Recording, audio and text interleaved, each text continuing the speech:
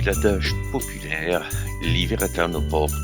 Encore comme on dit chez nous également, on s'en va du côté de Tempire. Effectivement, les températures commencent à baisser pas mal la nuit. Et malgré qu'une série de légumes soit protégée par des bâches d'étoiles, en fait ce sont des bâches en plastique de serre.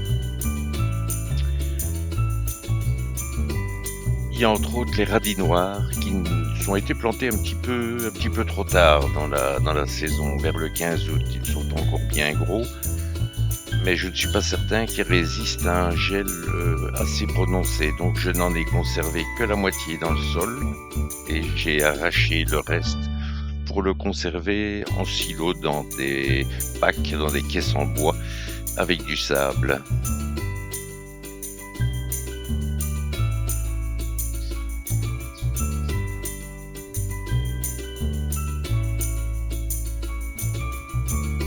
Ce que j'ai également encore dans le jardin, ce sont des carottes.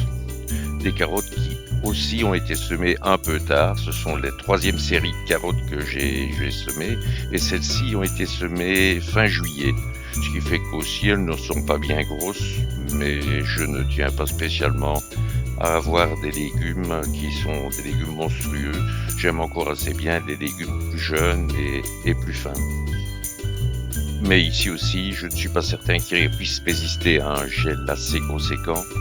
Donc j'ai décidé également de les arracher pour les mettre aussi dans des caisses en bois, en silo avec du sable.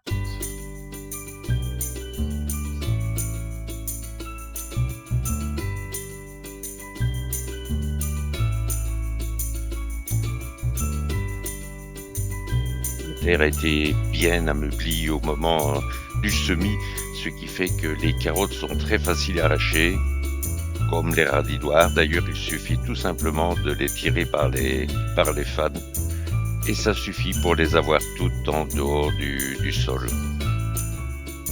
Et voilà la récolte de ce troisième semis. Bon, ce qu'on va faire maintenant, c'est couper les fans des carottes à 1 cm du collet. On ne les coupe pas trop proches pour éviter qu'elles ne pourrissent. Et on les laisse ressécher pendant une journée dans un endroit sec. Ici, dans ce cas-ci, je l'ai fait dans une de mes serres. Bon, maintenant, j'ai rempli le fond de ma caisse en bois de sable et je vais y mettre des légumes.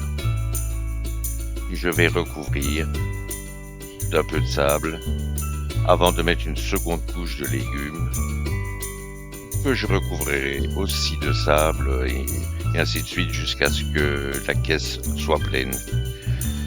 Et par la suite, il ne reste plus qu'à les entreposer dans la cave qui est déjà pas mal fournie. Il y a de quoi résister à un siège. Ici, ce sont tous les épices que nous avons récoltées dans le jardin également, avec les plantes aromatiques, des noix, des noisettes, et alors toute une série de bocaux, donc des tomates qui ont été stérilisées pour gagner un petit peu de place.